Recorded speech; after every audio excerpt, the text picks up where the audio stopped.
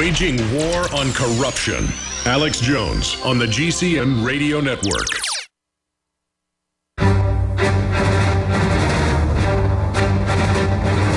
Big Brother, mainstream media, government cover-ups.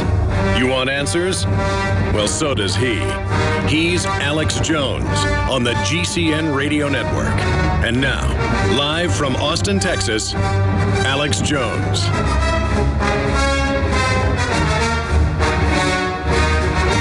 Welcome back to the Alex Jones Show. I'm David Knight filling in for Alex. We're going to be joined in just a few minutes with Gerald Celente. He's going to be talking about the banker suicides. He's going to be talking about the Ukraine, the IMF. A lot of breaking news on that today.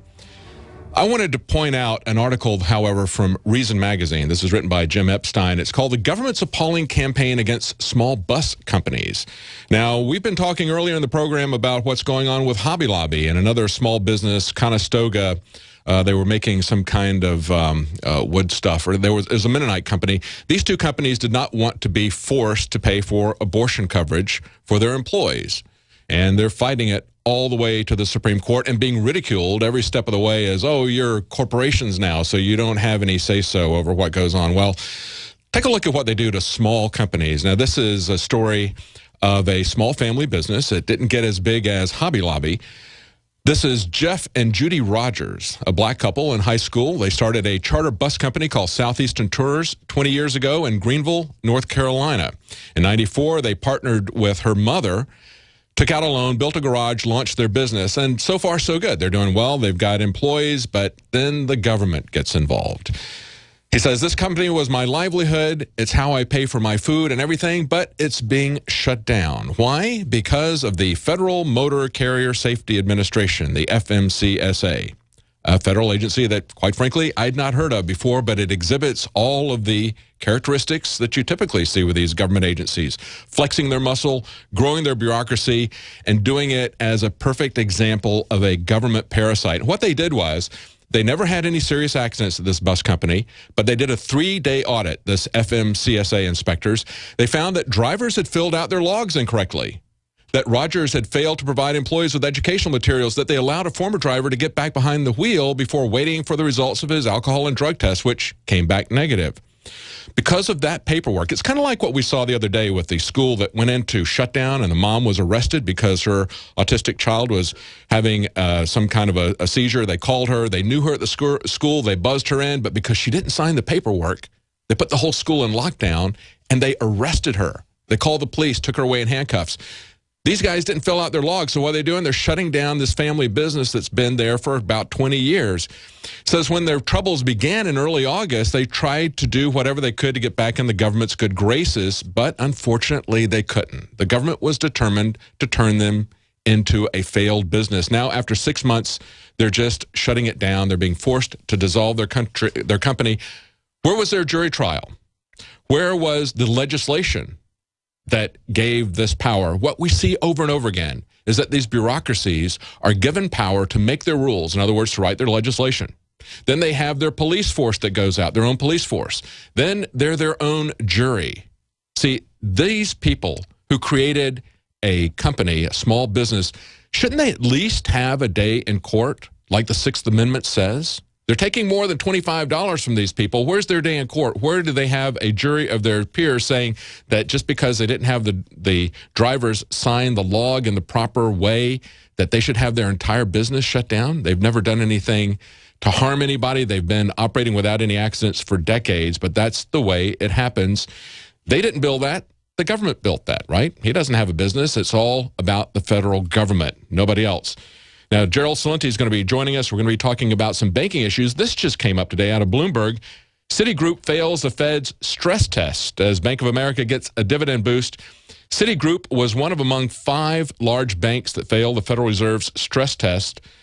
And these are banks like, look at this, HSBC. Yeah, remember those guys? Remember the whistleblower who pointed out that they were laundering money for drug cartels, for terrorists, but then Eric Holder said they're too big to jail. We're going to give them a pat on the back and maybe a little bit of a slap on the hand with a fine, but otherwise they're too big to jail. We're not going to shut them down. Stay tuned. We're going to be right back with Gerald Celente, and we're going to talk about some other big banking scandals. We'll be right back.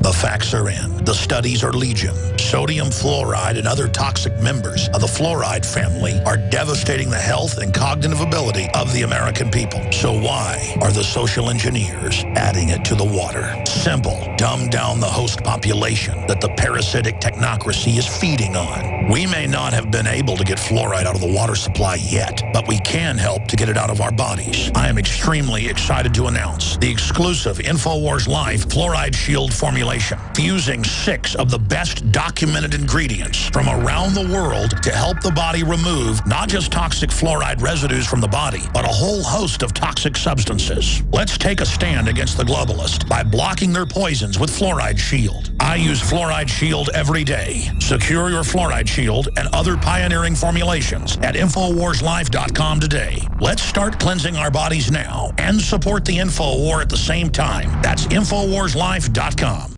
Hi folks, Alex Jones here with some important information. I want to tell you about Matt Redhawk and his team of patriots over at My Patriot Supply. Several years ago, Matt was sitting in his 2-bedroom apartment, frustrated with the direction this country was headed and the charlatans willing to sell us out for a quick buck. Deciding to take action, a company run by patriots for patriots was born. My Patriot Supply has never taken a loan or accepted outside funding. They now operate 2 distribution facilities and employ over 50 hardworking American men and women. It is rare to find companies who practice what they preach. And that's why I stock my pantry with high-quality storable foods from My Patriot Supply. Go to mypatriotsupply.com/Alex today for special offers on emergency food storage, or call their preparedness specialist at 866-229-0927. That's 866-229-0927. Do business with someone who shares your values. mypatriotsupply.com/Alex. The globalist social engineers are not just targeting us with propaganda. They are manipulating our genetics. We are being targeted at every level by estrogen mimickers that lower our testosterone and other hormones and natural compounds that the body needs. After consulting top doctors, nutritionists, pharmacists, and others, we have developed what I believe is the ultimate non-GMO organic super male vitality formula, sourced from powerful organic herbs and then concentrated for maximum potency. Super Male Vitality was developed to activate your body's own natural processes instead of using synthetic chemicals. Super Male Vitality by InfoWars Life is so powerful that I only take half the recommended dose. For a limited time, we are offering 15% off Super Male Vitality at InfoWarsLife.com to introduce you to this powerful supplement. Visit InfoWarsLife.com today to secure your Super Male Vitality. InfoWarsLife.com.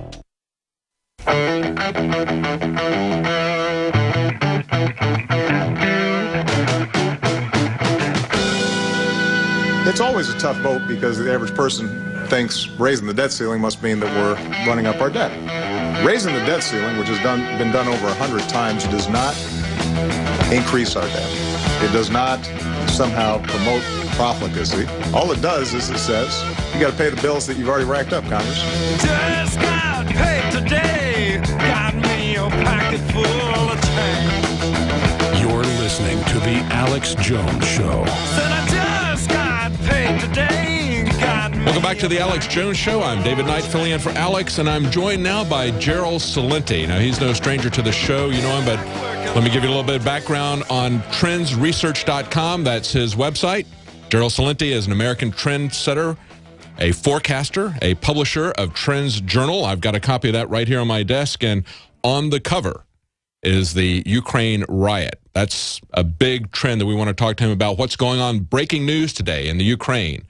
They're having, the legislature there has accepted finally the terms of the IMF cramming austerity down the throats of the people there. It's amazing. I want to get Gerald's take on that. He's described himself as a political atheist and a citizen of the world. And so as a citizen of the world, Gerald, what do you make of what's going on to the poor people of the Ukraine?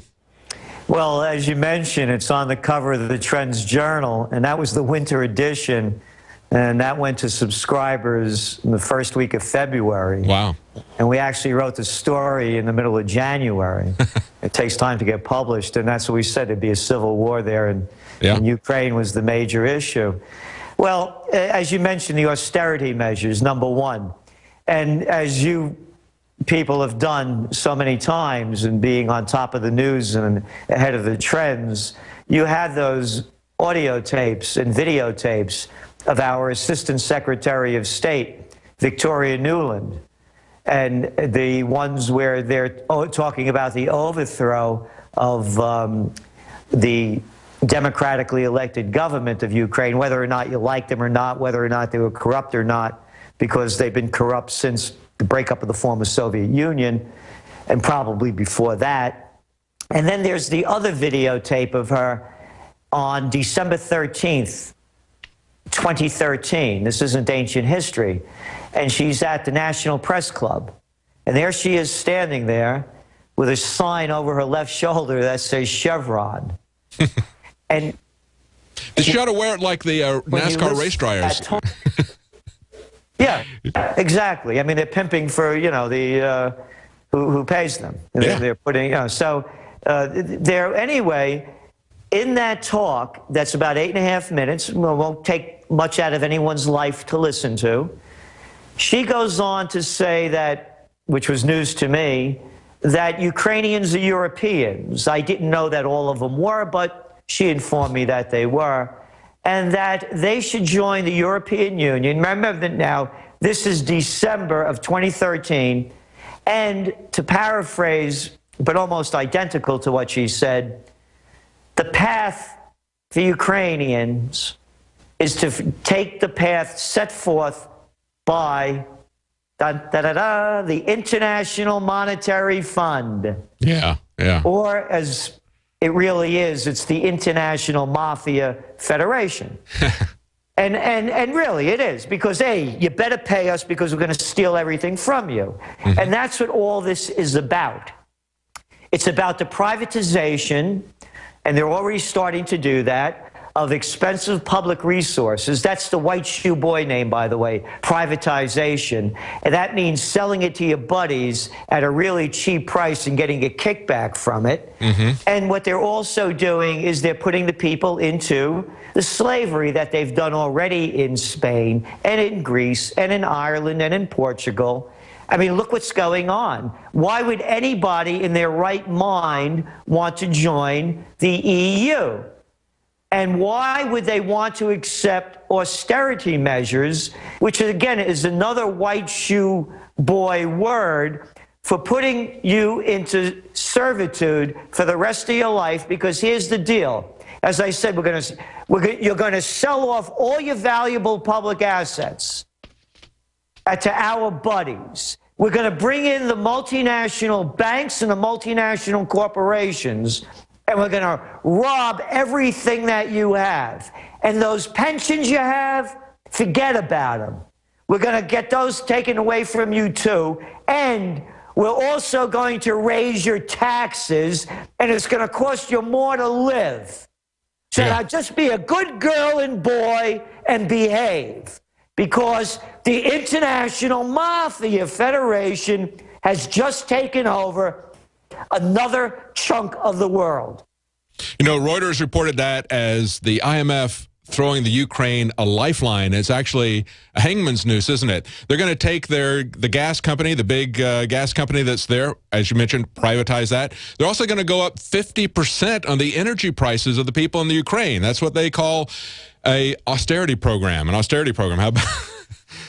Yeah, and again, the whole thing is a sham.